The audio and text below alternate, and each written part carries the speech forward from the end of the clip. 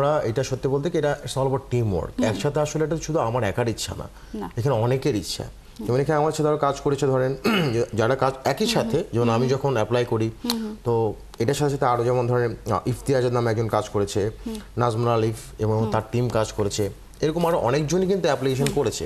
আচ্ছা এইটার কাজ আসলে একটা মানে একটা গ্রুপ স্টার্ট করেছিল back in 2021, that is the group name called Bangladesh association of electronic sports.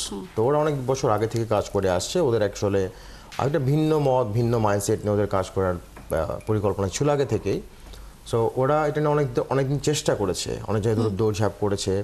Then just last এক বছর আগে ও 1-1.5 বছর আগে থেকে আমাকে বলছে ভাই এটাকে সহযোগিতা করা যায় কিনা, আপনি জয়েন করতে পারেন কিনা। দেন আমি বেশ কিছুদিন আগে এটার as a convener as a আহ্বায়ক হিসেবে আমি এখানে জয়েন করেছি এটাকে আপলিফ্ট করার জন্য, যেহেতু ওদের আসলে খুব বেশি ইন্টারেস্ট আছে। দেন এই শুরুটা তখন থেকে হয় ব্যাক ইন আপনার প্রথম আমাদের এটা যখন স্টার্ট হয় তখন আমরা এই পুরো ফুল প্রসেসটা নিয়ে আমরা আসলে ক্রীড়া মন্ত্রণালয়ে যাই, আমাদের উপদেষ্টা মহোদয় বরাবর মাননীয় উপদেষ্টা আসিফ মোহাম্মদ সজীব ভূঁইয়ার নিকট যাই আমরা যুব ক্রীড়া মন্ত্রণালয়ে। তো আমরা ওখানে একটা লিখিত আপিল করি যে আসলে আমরা একটা দিক নির্দেশনা চাচ্ছি, মানে ইনস্ট্রাকশন চাচ্ছি, যে গাইডেন্স যে কীভাবে আমরা স্পোর্টসটাকে স্পোর্টস হিসেবে স্বীকৃতি দিতে পারি। আর হচ্ছে আপনার আমরা একটা অ্যাসোসিয়েশনের গাইডেন্স চাচ্ছি। অন টপ অফ দ্যাট আমরা অ্যাসোসিয়েশনের যে পেপারস ছিল সেটা আমরা সাবমিট করেছি।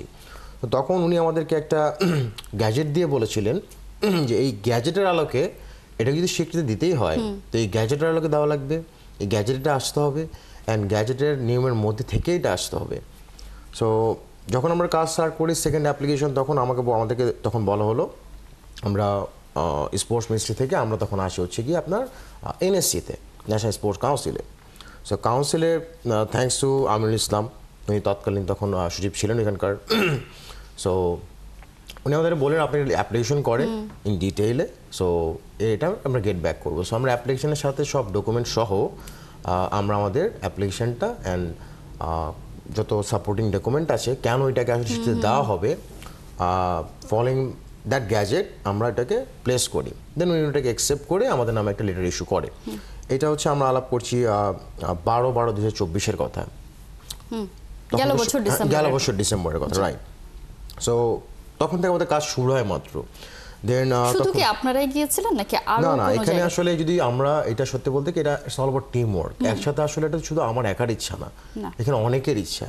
যেমন এখানে আমার সাথে কাজ করেছে ধরেন যারা কাজ একই সাথে, যেমন আমি যখন অ্যাপ্লাই করি তো এটার সাথে সাথে আরও যেমন ধরেন ইফতিয়াজের নামে একজন কাজ করেছে, নাজমুল আলিফ এবং তার টিম কাজ করেছে, এরকম আরও অনেকজনই কিন্তু অ্যাপ্লিকেশন করেছে।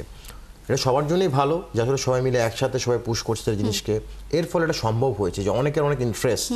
যখন ইন্টারেস্টগুলি আসে তখন গিয়ে মনে করেন একটা জিনিসের আসলে সবার নজরে আসে যে না অনেকে এটা সবাই অনেক বেশি ইন্টারেস্ট দেখাচ্ছে, এখন গিয়ে আমরা হয়তো মানে সবাই যেহেতু বলছে তার মানে এটা আসলে এটার ভিতরে আসলে কনক্রিট এই বিষয়টা। তো ব্যাক ইন আফটার দ্যাট তো আমাদের তো আসলে প্রথম অ্যাপ্লিকেশন দেওয়ার পরে আরেকটি ইনস্ট্রাকশন আছে তৎকালীন তখন আপনার স্পোর্টসের আপনার সচিব ছিলেন রেজাউল করিম জাইদি সাহেব ছিলেন, রেজাউল মাকসুদ জাইদি সাহেব ছিলেন।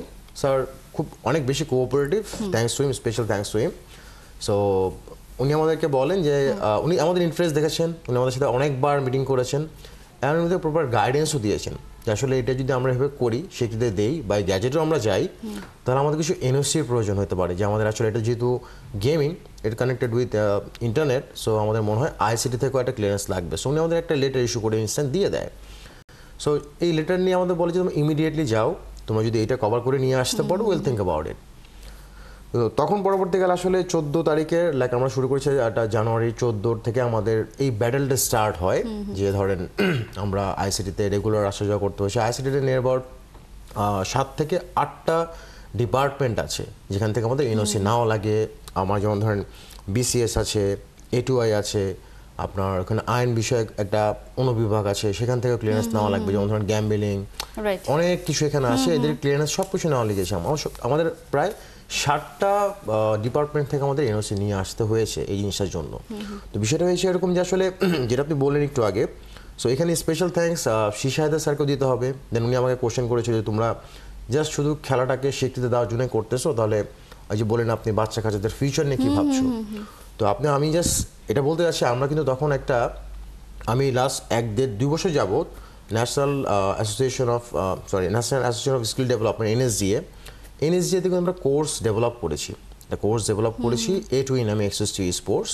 সো যেটার মধ্যে আসলে এমন কিছু এলিমেন্ট ছিল যেটা আমরা আসলে ফ্রিতে বাংলাদেশের স্পোর্টস প্লেয়ার, অর্গানাইজার যারা আছেন এই ইন্ডাস্ট্রিতে কাজ করতে চায় এদেরকে গাইডেন্স দেওয়ার জন্য আমরা একটা কোর্স আউটলাইন ডেভেলপ করেছি এনএসজি এর আন্ডারে।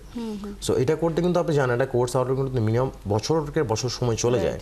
তো যখন উনি এটা দেখলো উনি অনেক প্লিজ হয়েছে, জাহিদ স্যারও প্লিজ হয়েছেন, আমির স্যারও বলেছে, উনি প্রেস করেছে খুব ভালো কাজ করেছো।